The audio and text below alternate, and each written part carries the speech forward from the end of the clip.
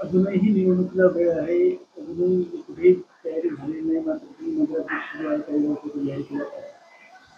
नाही, आगामी 2 ते 3 महिन्यामध्ये निवडणुका या सुरू होतील आणि जर आपण पाहिलं असेल तर निवडणूक आयोगाने देखील काही जिल्हाधिकाऱ्यांना किंवा संबंधित विभागाला सूचना दिलेल्या आहेत आणि त्या अनुषंगाने वॉर्ड रचना असेल, प्रभाग रचना असेल किंवा गण न्याय ज्या रचना करण्याकरता आता सुरुवात झालेली आहे. याचाच अर्थ आपण की काही दिवसामध्ये निवडणुका सुरू होतील. आणि आज आपण राज्यामध्ये पाहिलं तर राज्याचे मुख्यमंत्री आदरणीय देवेंद्रजी फडणवीस साहेब हे भारतीय जनता पक्षाचे प्रमुख नेते आहेत. त्याचप्रमाणे राष्ट्रवादी काँग्रेस पक्षाचे नेते, आम्हा सर्वांचे नेते आदरणीय अजितदादा हे राज्याचे उपमुख्यमंत्री आहेत आणि शिवसेनेचे नेते हे राज्याचे दुसरे उपमुख्यमंत्री असलेले सन्माननीय एकनाथजी शिंदे साहेब आहेत. हे प्रमुख नेते राज्यामध्ये महायुती म्हणून जर एकत्रितपणानं काम करत असतील तर मावळ तालुक्यात देखील आगामी स्थानिक स्वराज्य संस्थेच्या निवडणुकीत आपण देखील सर्वांनी एकत्रितपणानं निवडणुकीला सामोरं जायला पाहिजे. हीच माझी खरं तर माफक अपेक्षा आहे.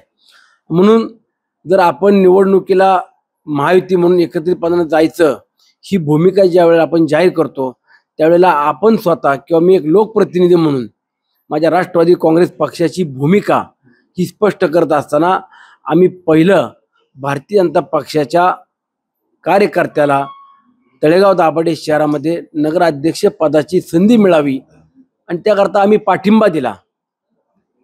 मग आम्ही जर एखाद्या व्यक्तीला पाठिंबा देत असेल किंवा भारतीय जनता पक्षाच्या पदाधिकाऱ्याला नगराध्यक्षपद तळेगाव शहरात मिळत असेल तर आम्ही ते स्वीकारतो. तसंच इतरांनी देखील ते स्वीकारावं आणि तळेगाव शहरामध्ये एक सर्वांना बरोबर घेऊन गाव गाड्यात काम करताना गावचं गावपण कसं टिकेल, एक सामाजिक सलोखा कसा जपता येईल याचा आपण सर्वांनी प्रयत्न केला पाहिजे. पण तुम्ही भाजपचे जे आहे संतोष दाभाडे यांचं नावच जाहीर केलं. मात्र भाजपचं असं म्हणणं आहे की तुम्हाला कुणी अधिकार दिले भाजपचा उमेदवार जाहीर केला? मी काय संतोष दाभाडेंचं नाव जाहीर केलं असं डायरेक्ट नाही केलं. तुम्ही नीट माझे पूर्णपणे तिथले जे काही संभाषण किंवा जे काही मी वक्तव्य केलं ते नीट बघितलं तर आमचा महायुतीचा उमेदवार म्हणून जर संतोष दाभाडे यांना जर तुम्ही जाहीर केलं तर आमचा पूर्णपणे त्यांना पाठिंबा राहील. महायुतीचा उमेदवार म्हणून, भारतीय जनता पक्षाचा उमेदवार म्हणून नाही, महायुतीचा उमेदवार म्हणून. त्यामुळं महायुती जर कुणाला खुपत असेल किंवा संतोष दाभाडेंच्या नावाला कुणाचा विरोध असेल तर त्यांनी तो उघडपणे सांगावं. बराचसा विरोध जो आहे तो भाजपच्या वतीने होणार आहे. आता पत्रकार परिषद पण घेणार आहे, त्यावरती काय सांगणार? बघू, झाल्यावरती सांगायला. आता काय सांगणार आहे पत्रकार? 3 दिवसापूर्वी आमदार सुनील शेळके यांनी तळेगाव दाभाडे नगरपालिकेला जर संतोष दाभाडे यांना उमेदवारी दिली तर त्या ठिकाणी आम्ही त्यांना त्या ठिकाणी महायुती म्हणून पाठिंबा देऊ. त्यानंतर आमची काही दिवसापूर्वी लोणावळ्यामध्ये बैठक झालेली आहे, देवरोडला झालेल्या आहेत, मावळ ग्रामीणमध्ये बैठका झालेल्या आहेत. येणाऱ्या काळात जिल्हा परिषद पंचायत समितीच्या निवडणुका प्रथम आहे. त्यामुळं युती करायच्या ही आमची कार्ड कमिटी ठरवेल. दुसऱ्यांनी सल्ला देण्याची गरज नाही.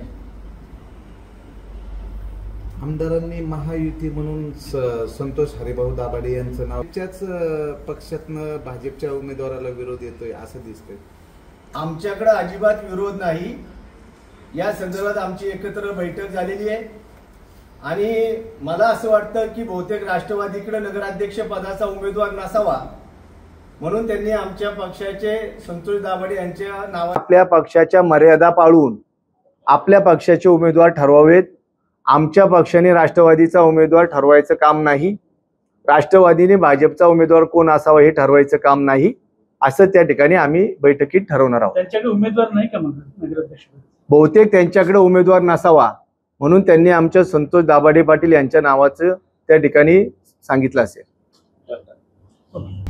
आता isakal.com आहे देशातील नंबर 1 ची मराठी न्यूज वेबसाईट. प्रत्येक अपडेटसाठी isakal.com ला नक्की भेट द्या.